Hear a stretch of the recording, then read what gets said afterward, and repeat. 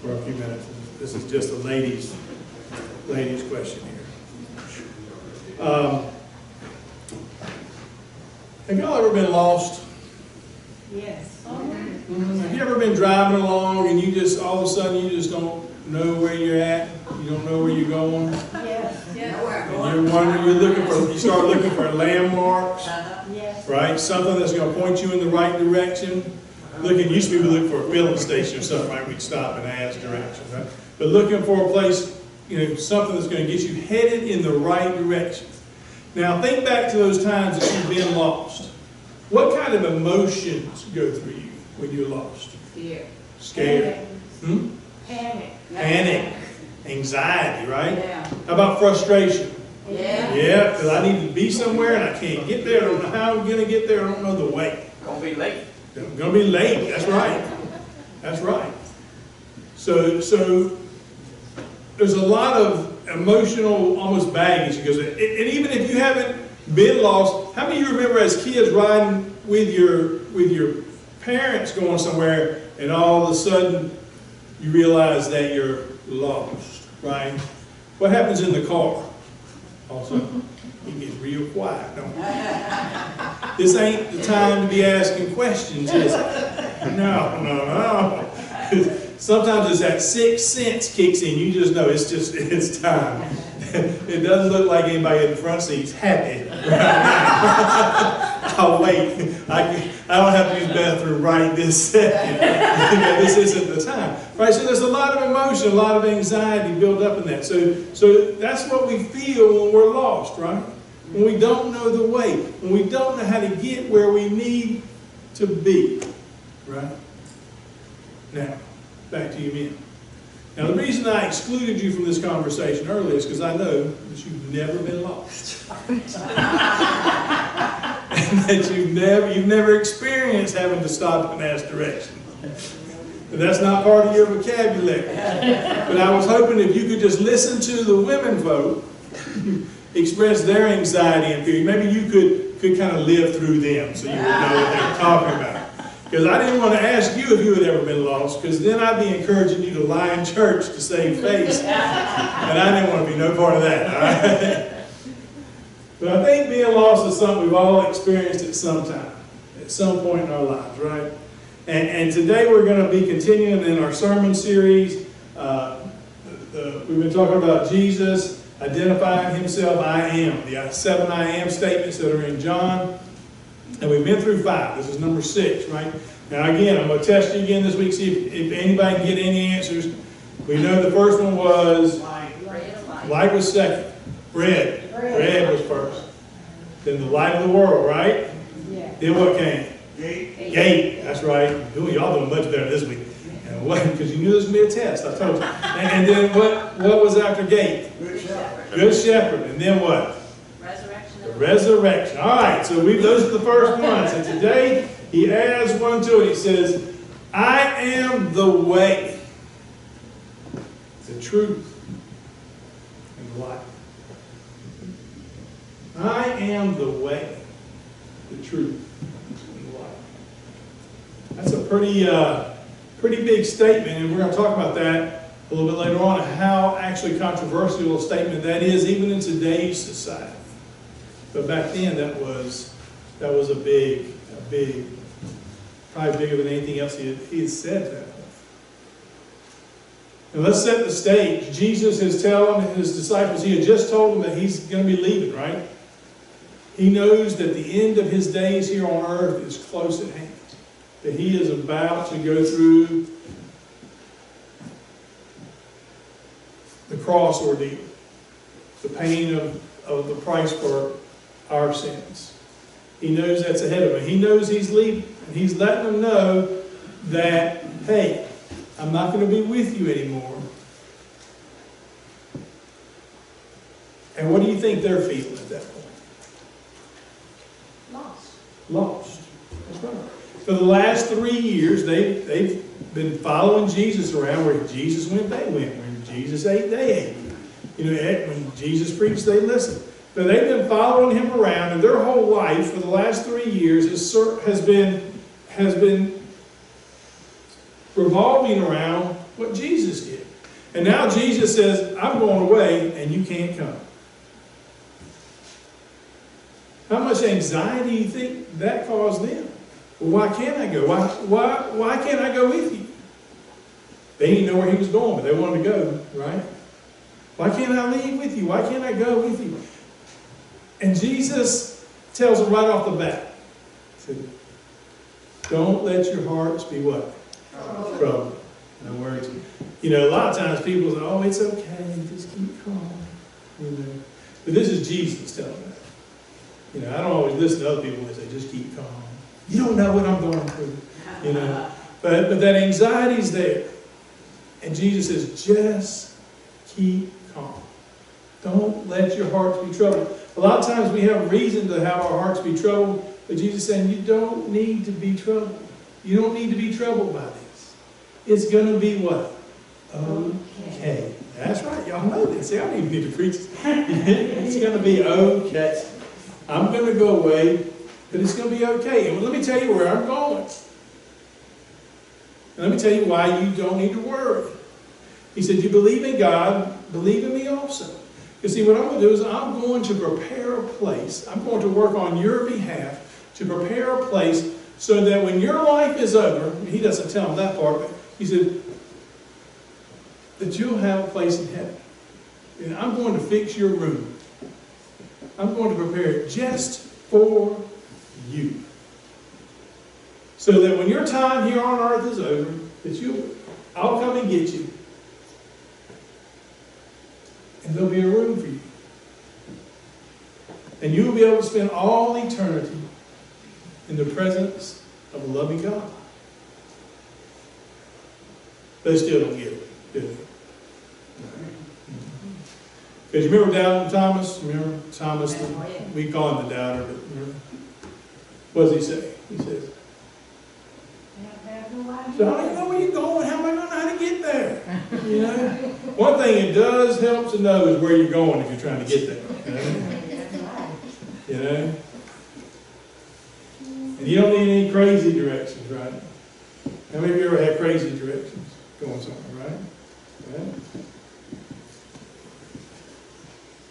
Just go down yonder to where the Baptist church is and you're going to take a right. Right? And you're going to go a few miles and there's a big oak tree that they cut down. You're going to turn left there. Then you're going to go down to you'll see a sign 287, 237. Take a right there. Right? They didn't tell you that the Baptist church burned down and there's a Walmart standing there now. That the Baptist church burned down 20 years ago. Or that the oak tree was cut down so there was a school to be built there, right? They didn't tell you any of that stuff.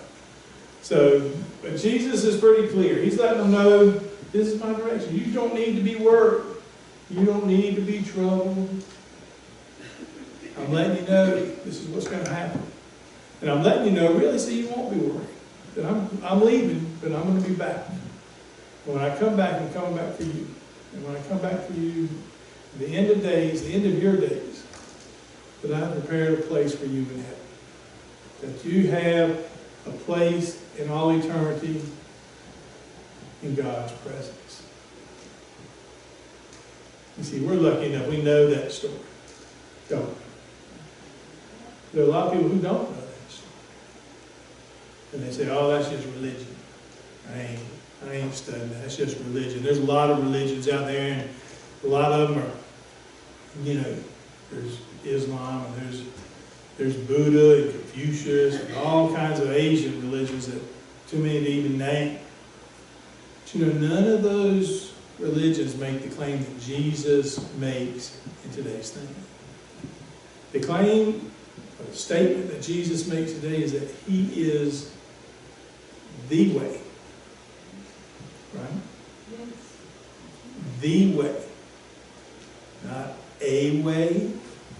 Not a possibility of a way. I am the only way. If you want to get to heaven, you're going to have to come through. No ifs, no ands, no buts. Very cut and dry. There is no back door. There's no side door. Nobody can get you in through the basement. Nobody can drop you in through the roof. If you want to get in, you're going to have to come through Jesus. In other words, you're going to have to know Christ.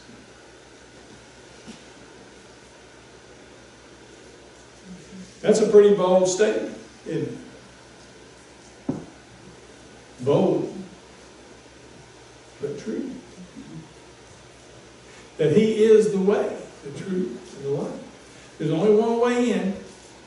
Not a possibility. You can say, well, I'll be good. I've been good. I've been good all my life. I've done the right things.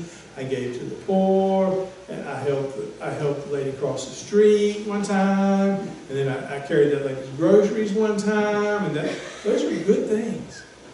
And I'm glad you're doing good things. We'll get you into heaven. I know that my third cousin on my mama's side, he's a preacher, and he'll speak for me when he'll speak to you today, but he won't speak to you. He can't speak for you when you get to heaven. You see, there's only one defender. There's only one person who can step up and defend you when you get to heaven, and that is, don't fail me now, Jesus Christ. Right? He's the only one. In other words, what Jesus is telling them is that you have absolutely zero chance, not 0.1, zero chance of making it to heaven if you don't know me. Zero. Now, I read a story this week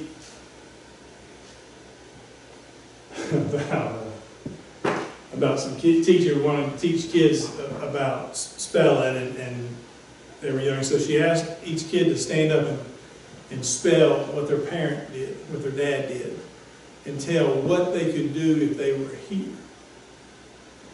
And the first boy stood up and he said, well, my dad's a baker, B-A-K-E-R. And if he was here, he'd bring all y'all cooking. And then she called on the next person, Jenny. And Jenny got up and said, my dad's a banker, B-A-N-K-E-R. And if he was here, he'd give each one of you $1. And Jimmy got up. He said, my dad's an obstetrician. And try as he might, he could not spell obstetrician. And he started and stopped and tried and just couldn't get through. And the teacher finally said, why don't you just sit down and think about it, and then later on maybe you can get back up here if you need to, and you can spell out obstetrician for the children. And she called on Johnny. And Johnny got up and said, my dad's a bookie. B-O-O-K-I-E. And if he was here, he'd give you 10-to-1 odds that Jimmy ain't getting back up.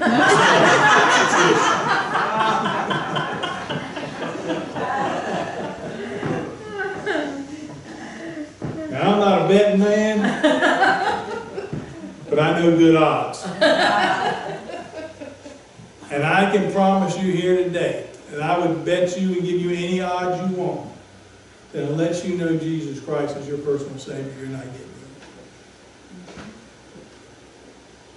Amen. Amen. That sounds cold to a lot of people. Why would God condemn all those people to hell that won't accept Christ as their Savior? And it's not God. You see, God gave you this wonderful thing when He created you. He gave you choice. He gave you free will. He gave you the opportunity to accept Christ. What you do with that is entirely up to you. You can put it in your pocket and you can keep it and hope that you pick the right time to use it. Or to choose wisely. Or you make the right choice. You see, a betting man, a man who wants the odds to be forever in his favor. Is that what they say? Forever, may the odds be forever in your favor. Is betting on the way, the truth, and the life. That's Jesus Christ. You see, it's not just another religion. It's more than that. And Jesus points to that today. You see, what a religion is Christianity. People say, well, Christianity is not a religion. Well, technically it is a religion. It is a religion. is that because a religion basically is a set of beliefs or doctrines that a group of people adhere to, right? So as Christians, I think that we can say that our belief, that we believe that Jesus Christ is the Son of God, that He came and He died for us sinners, and through Him we receive salvation. That's a belief, and we all Christians adhere to that. So Christianity is, in fact, what? A religion. Now the doctrines, where it gets a little shaky. You know, what do you believe is your doctrine? What are your doctrines? And some of those, you know, there's some churches that have doctrines that I believe in, and some that I don't. That's, I guess, why there's so many different Christian church. But, you know, Jesus makes it very clear to them that it's not through religion that you're going to be saved. You know, it's not through some philosophy that you're going to be saved. It's not through some doctrine that you're going to be saved. That it's through a person that you're saved. And that person is Jesus Christ. And that is the only way. You see, it's through that personal relationship that you have with Him. It's not about being religious. You can be religious about a lot of things. I know a lot of people who are religious about hokey football. And they don't miss a game. I mean, they're religious about it. They have a firm set of beliefs that they gather around every Saturday or Sunday or whatever it is. You know, Monday night. But see, there are people who are religious about hokey football. There are people who are religious in here. You know, and they come every Sunday, and they're here every Sunday, and it's not, and I encourage you to be here every Sunday. Don't take this the wrong way. But it's not about whether you're sitting in that pew every Sunday or not. It's not, that's religion.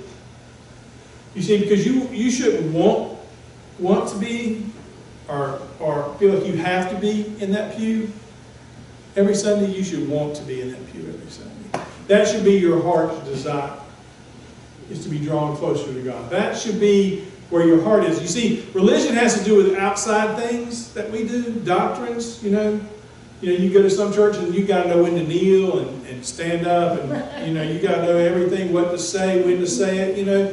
And that's kind of a doctrine. That's religion. That's kind of a religious experience. And I'm not saying there's anything wrong with that. That won't get you into heaven. No, when to say the Our Father is not going to get you into heaven.